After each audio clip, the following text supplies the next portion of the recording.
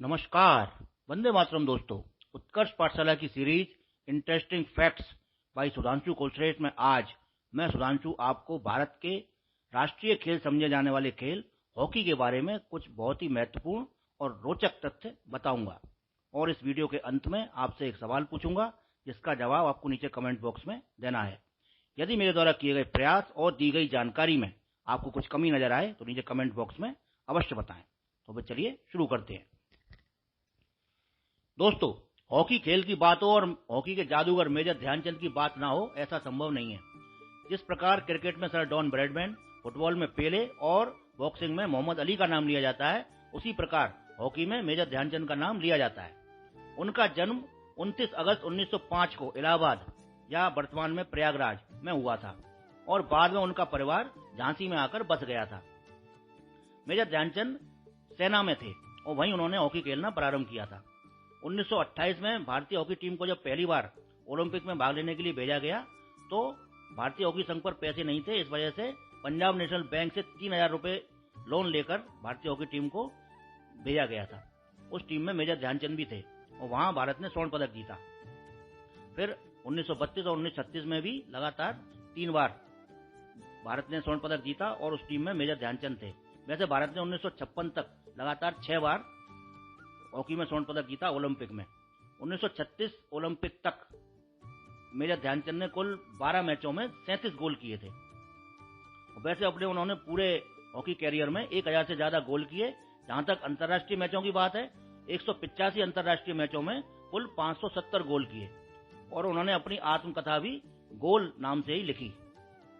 उनके बेटे अशोक कुमार वो भी हॉकी खेलते थे और भारत के लिए कई मैच खेले। मेजर ध्यानचंद बाद में बीमार हुए और 3 दिसंबर 1979 को कैंसर की वजह से उनकी मृत्यु दिल्ली के एम्स हॉस्पिटल में हुई और उस समय उनकी फाइनेंशियल कंडीशन बहुत खराब थी, जिस वजह से उनको अच्छा इलाज नहीं मिला और उनकी मृत्यु हो गई। भारत सरकार ने 1956 में मेजर ध्यानचंद को भारत के तीसरे सबसे बड़े सम्मान पद्म भूषण से सम्मानित किया, लेकिन बार बार मांग उठने पर भी उन्हें कभी भारत रत्न से सम्मानित नहीं किया गया, जबकि 2014 में सचिन तेंदुलकर को भारत रत्न से सम्मानित कर दिया गया। हाँ, इतना अवश्य हुआ, 2012 में उनके जन्मदिन 29 अगस्त को भारत सरकार ने राष्ट्रीय खेल दिवस के रूप में घोषित कर दिया और तब से 29 अगस्त राष्ट्रीय खेल दिवस के रूप में मनाया जाता है। इसी प्रकार खेलों के क्षेत्र में, भारत में खेलों के क्षेत्र में सबसे बड़ा सम्मान राजीव गांधी खेल रत्न पुरस्कार का नाम बदलकर 2021 में मेजर ध्यानचंद खेल रत्न पुरस्कार कर दिया गया है। इतना सम्मान उन्हें दिया गया है। मेजर ध्यानचंद के हॉकी कैरियर के संबंध में कई किस्से मशहूर हैं। एक किस्सा तो यह है कि जब वो मैच खेल रहे थे, मैच के दौरान उनकी हॉकी स्टिक को तोड़कर देखा गया, कहीं उसमें मैग्नेट तो नहीं है, क्योंकि जब वो खेलते थे तो गेंद उनकी हॉकी से चिपक कर चलती थी। एक किस्सा यह है कि जब मेजर ध्यानचंद ने शॉट मारा मैच के दौरान, गोल पोस्ट के पोल से लगी गेंद जाकर, तो मेजर ध्यानचंद बोले इस गोल पोस्ट की चौड़ाई कम है, तो रेफरी ने कहा ऐसा तो नहीं है, लेकिन बाद में जब चेक किया गया तो उनकी बात, मेजर ध्यानचंद की बात सही निकली, तो उन्हें बहुत शाबाशी मिली इस बात के लिए। इसी प्रकार 1936 के बर्लिन ओलंपिक में जर्मनी के तानाशाह हिटलर ने मेजर ध्यानचंद से कहा कि तुम हमारे देश की तरफ से खेलो और हम तुम्हें सेना में भी बड़ा पद प्रदान करेंगे। तो मेजर ध्यानचंद ने बड़े सहजता से और विनम्रता से इस ऑफर को ठुकरा दिया और वो बोले मैं हिंदुस्तानी ही ठीक हूं। तो इस प्रकार कई किस्से मशहूर हैं। एक किस्सा ये है कि जब भारत के प्रसिद्ध गायक कुन्नरलाल सहगल मेजर ध्यानचंद का मैच देखने पहुंचे तो हाफ टाइम तक दोनों भाई मेजर ध्यानचंद और उनके छोटे भाई रूप सिंह ने एक भी गोल नहीं किया और हाफ टाइम में जब सहगल साहब से मुलाकात हुई तो सहगल साहब बोले भाई आपने तो एक भी गोल नहीं किया। तो मेजर ध्यानचंद बोले कि यदि हम जितने गोल करेंगे उतने गाने सुनाएंगे आप हमें? तो सहगल साहब बोले हाँ सुनाऊंगा। तो हाफ टाइम के बाद जब दोनों भाई खेलने पहुंचे तो दोनों भाइयों ने 12 गोल किए और उसके बाद सहगल साहब ने भी 12 के बजाय 14 गाने सुनाए और टीम के हर खिलाड़ी को एक एक घड़ी भी गिफ्ट के रूप में प्रदान की। मेजर ध्यानचंद के बारे में यह मशहूर था कि गेंद उनके हॉकी से चिपक कर चलती थी, जबकि ये बात गलत है। असलियत यह थी कि जब वो खेलते थे और तो गेंद अपने पास ज्यादा देर नहीं रखते थे, उनके पास जैसे ही गेंद आती थी हॉकी से तुरंत स्टिक से मारकर वो गेंद को दूसरे खिलाड़ी के पास पास कर देते थे।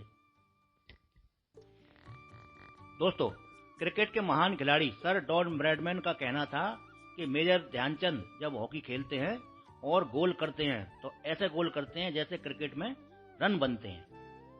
और इन दोनों खिलाड़ियों की मुलाकात केवल एक बार हुई 1935 में, जब मेजर ध्यानचंद ऑस्ट्रेलिया गए हुए थे हॉकी खेलने के लिए, तो वहां इन दोनों खिलाड़ियों की मुलाकात एक बार हुई थी।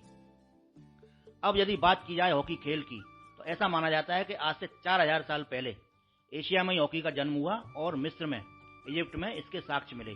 एक मकबरे से साक्ष्य मिले और उसमें 2 डंडे, हॉकी जैसे 2 डंडे मिले, एक गेंद मिली और 2 पुरुष आकृति की मूर्तियां मिली उस मकबरे से। और इसी प्रकार के साक्ष्य ईरान और इथियोपिया से भी मिले। तो इसका मतलब यही हुआ कि हॉकी का जन्म एशिया में हुआ। लेकिन आधुनिक हॉकी का जन्मदाता इंग्लैंड को माना जाता है। जिस प्रकार की हॉकी आजकल खेली जाती है, उस तरह की हॉकी का जन्म इंग्लैंड में हुआ। इंग्लैंड को हॉकी का जन्मदाता, आधुनिक हॉकी का जन्मदाता माना जाता है। और पहला अंतर्राष्ट्रीय हॉकी मैच भी वेल्स और आयरलैंड के बीच 1895 में हुआ था। हॉकी खेल में 2 टीमें होती हैं और दोनों टीमों में 16-16 खिलाड़ी होते हैं, लेकिन 11 खेलते हैं। 5 खिलाड़ी सब्स्टिट्यूट होते हैं, यानी उनको बदला जा सकता है मैच के दौरान कभी भी। पहले हॉकी का मैच 70 मिनट का होता था। 35-35 मिनट के 2 हाफ होते थे और 10 मिनट का बीच में ब्रेक लिया जाता था पहले हाफ के बाद। आपने वो फिल्म अवश्य देखी होगी, चक दे इंडिया, जिसमें शाहरुख खान अपनी वुमेन हॉकी टीम से कहते हैं कि तुम्हारे पास केवल 70 मिनट है, केवल 70 मिनट। तो इसी से याद होता है कि पहले हॉकी का मैच 70 मिनट का होता था। लेकिन वर्तमान में हॉकी का मैच 60 मिनट का होता है और इसमें 15-15 मिनट के 4 हाफ होते हैं। 2 हाफ पहले 5 मिनट के इंटरवल से और 2 हाफ 5 मिनट के इंटरवल के बाद, और इन दोनों हाफों के बीच में 2-2 मिनट का ब्रेक लिया जाता है।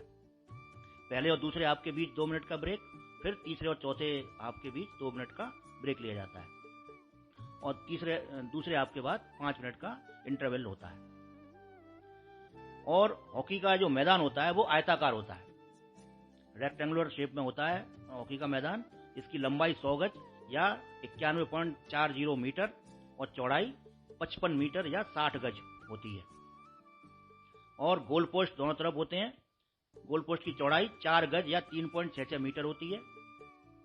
और डी का जो दायरा होता है, शूटिंग सर्किल का जो दायरा होता है, वो 16 गज का होता है। और पेनल्टी स्ट्रोक के लिए जहां गेंद रखी जाती है उसकी दूरी गोल पोस्ट से 7 गज की होती है। और इसमें 16 नियम का पालन किया जाता है, 16 नियमों का पालन किया जाता है। कुल मिलाकर 16 नियम है हॉकी में जिनका पालन किया जाता है। और मैच के दौरान गोल जो किया जाता है वो पेनल्टी स्ट्रोक से, पेनल्टी कॉर्नर से, डायरेक्ट हिट से, इस प्रकार गोल किया जाता है। और जो इसमें फाउल होता है, जब खिलाड़ी कोई गलती करता है तो उसे 3 प्रकार के कार्ड दिखाए जाते हैं, रेड, येलो और ग्रीन। पहली गलती करने पर उसे 2 मिनट के लिए मैदान से बाहर जाना पड़ता है और उसे ग्रीन कार्ड दिखाया जाता है। उसके बाद दूसरी गलती करने पर येलो कार्ड दिखाया जाता है और 5 मिनट के लिए खिलाड़ी को मैदान से बाहर रहना पड़ता है। लेकिन जब तीसरी गलती करता है खिलाड़ी तो उसे रेड कार्ड दिखाया जाता है और पूरे मैच से उसे बाहर कर दिया जाता है।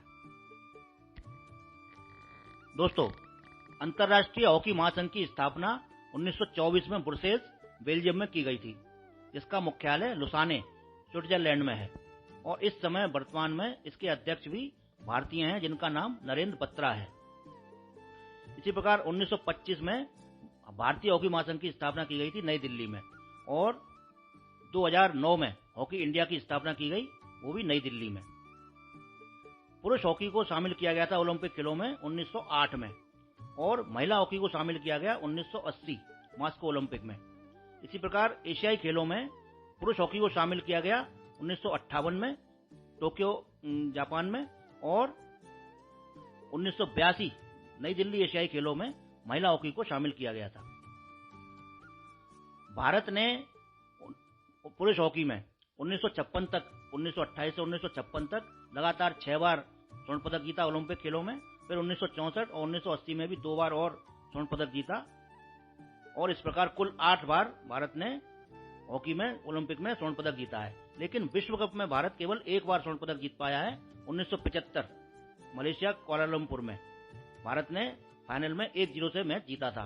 और यह गोल मेजर ध्यानचंद के पुत्र अशोक कुमार ने किया था और इसमें कप्तान अजीत पाल सिंह थे। वैसे भारत के अन्य खिलाड़ी भी बहुत मशहूर हुए मेजर ध्यानचंद के अलावा, जैसे अजीत पाल सिंह, पृथ्वीपाल सिंह, बलबीर सिंह, केडी सिंह बाबू, धनराज पिल्ले, प्रगट सिंह, वर्तमान में हरमनप्रीत सिंह, मनप्रीत सिंह, PR श्रीजेश, शंकर लक्ष्मण, ये सब खिलाड़ी बहुत मशहूर हुए भारत की तरफ से खेलने वाले।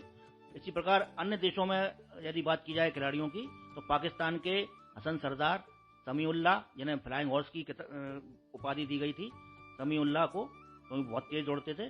कलीमुल्लाह, ऑस्ट्रेलिया के रिक चार्ल्स बर्थ, जो काफी लंबे समय तक ऑस्ट्रेलिया टीम के कप्तान रहे और उन्होंने कई बार चैंपियन बनाया ऑस्ट्रेलिया को, ओलंपिक में भी और विश्व कप में भी।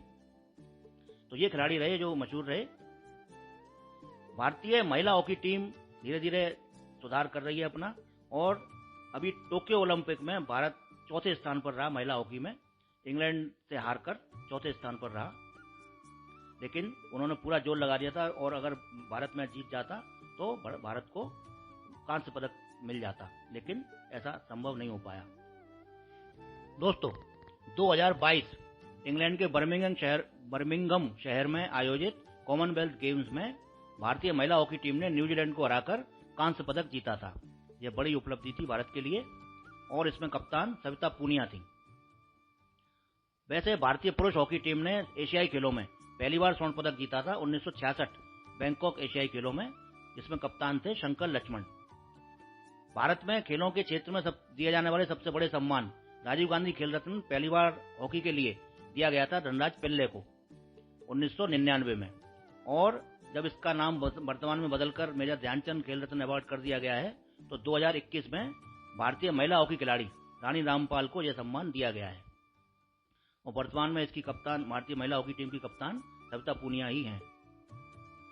भारत में विश्व कप हॉकी का आयोजन 2018 में किया गया, जिसे बेल्जियम ने जीता था, और यह आयोजन ओडिशा में किया गया था, भुवनेश्वर में। और दूसरा आयोजन वर्तमान में 2023 में भी किया गया ओडिशा में ही, भुवनेश्वर में, और वर्तमान चैंपियन बना जर्मनी। बेल्जियम को हराकर जर्मनी ने खिताब जीता विश्व कप का। और दोस्तों, अब बारी है आज के प्रश्न की। आज का प्रश्न है, हॉकी का जादूगर किस खिलाड़ी को माना जाता है? दोस्तों, वीडियो को पूरा देखने के लिए बहुत बहुत धन्यवाद। दोस्तों, अगर आपको हमारी यह वीडियो पसंद आई तो आप इसे लाइक और शेयर करें। यदि आप इस चैनल पर नए हैं तो चैनल को सब्सक्राइब करना ना भूलें, और अगर आपका कोई भी सुझाव हो तो हमें कमेंट सेक्शन में ज़रूर बताएं। जय हिंद।